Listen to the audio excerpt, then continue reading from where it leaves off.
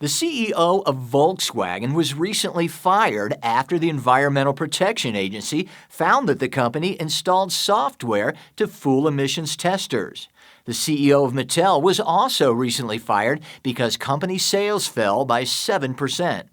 In both cases, the companies tried to restore their reputation by pinning their problems on the person at the top. The question is, does this work? This is exactly what a team of researchers from Auburn University and the University of Missouri sought to find out. Professors Brian Connolly, Dave Ketchen, Ashley Gangloff, and Chris Shook recently published a study in the Strategic Management Journal where they look at how shareholders respond when companies fire their CEO. What is unique about their study is they talk to actual institutional investors who manage on average $2 billion of investment funds. The authors asked these institutional investors how they would respond to different scenarios, which uncovered some interesting results.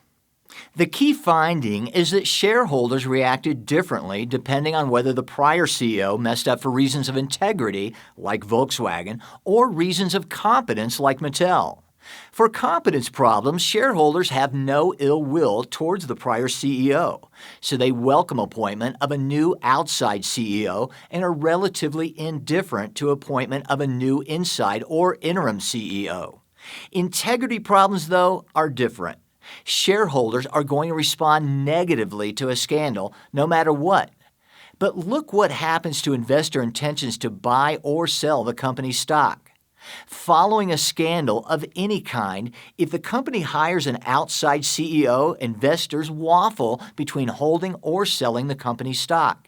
If the company appoints an interim CEO, investors move towards selling the company's stock. Now here's the kicker.